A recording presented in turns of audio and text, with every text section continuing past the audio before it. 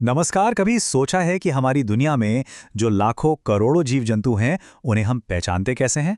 आज हम उसी शानदार सिस्टम के बारे में बात करेंगे जिसने वैज्ञानिकों को प्रकृति की इस विशाल पहेली को सुलझाने में मदद की है। तो चलिए इस बात को जरा गहराई से समझते हैं। सोच कर देखिए, एक ही जानवर है, लेकिन दुनिया के अलग अलग कोनों में उसके हजारों नाम हैं। अब इससे कितना बड़ा कंफ्यूजन हो सकता है ना? वैज्ञानिकों के लिए तो एक दूसरे की रिसर्च को समझना लगभग नामुमकिन ही हो जाएगा। और यही थी असली दिक्कत। मान लीजिए भारत का कोई साइंटिस्ट किसी जानवर पर रिसर्च कर रहा है और अमेरिका में कोई और साइंटिस्ट उसी जानवर पर दोनों उसे अलग अलग नाम से बुला रहे हैं। तो क्या वो कभी जान पाएंगे कि वो एक ही चीज की बात कर रहे हैं? नहीं। इसी बड़े कंफ्यूजन को तो दूर करना था।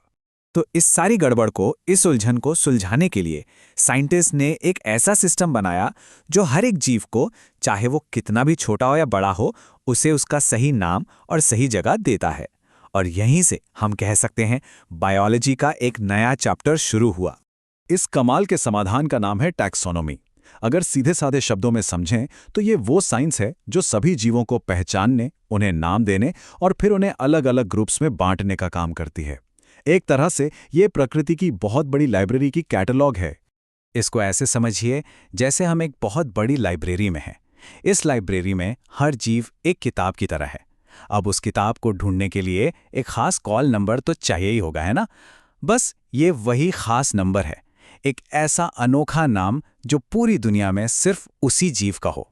तो सवाल यह है कि ये अनोखा कॉल नंबर आखिर बनता कैसे है? चलिए अब देखते हैं कि साइंटिस्ट ने नाम रखने का ये इतना सिंपल और इतना असरदार तरीका निकाला कैसे। इस सिस्टम को कहते हैं बाइनोमियल नॉमेनक्लेचर और इसका क्रेडिट जाता है महान साइंटिस्ट कार्ल लिनियस को। उन्होंने एक बहुत ही सरल सा आइडिया दिया कि हर जीव को एक दो हिस्सों वाला नाम दिया जाए। सुनने में सिंपल लगता है, लेकिन इस एक आइडिया ने बायोलॉजी की दुनिया में जैसे क्रांति हिला दी। और मजे की बात यह है कि ये सिस्टम कुछ बहुत ही आसान नियमों पर काम करता है। देखिए, पहला रूल है कि नाम लैटिन में होंगे ताकि भाषा की कोई लड़ाई ही ना हो, पूरी दुनिया में एक ही नाम चले। दूसरा, नाम का जो पहला हिस्सा है वो होता है जीनस, मतलब वो किस बड़े ग्रुप का हिस्सा है। तीसरा, जो दूसरा हिस्सा है वो होता है स्पीशीज, यानी उसकी अपनी खास पहचान।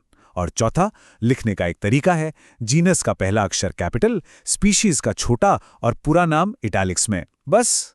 तो असल में ये दिखता कैसा है? चलिए एक उदाहरण लेते हैं। बाघ, जिसे हम टाइगर कहते हैं, उसका साइंटिफिक नाम है पैंथेरा टाइग्रिस। और हम इंसान, हमारा नाम है होमो सेपियंस।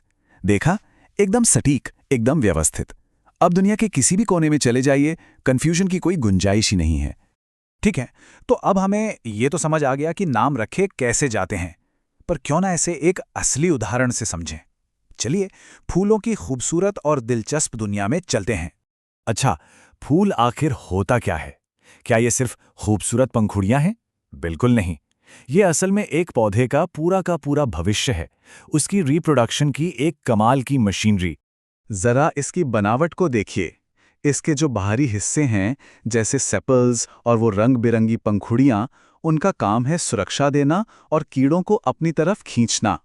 और फिर आते हैं अंदर के हिस्से जो सबसे जरूरी हैं, नर भाग यानी स्टेमन्स जो पोलन यानी पराग बनाते हैं, और मादा भाग गाइनीशियम जो उस पराग को रिसीव करता है।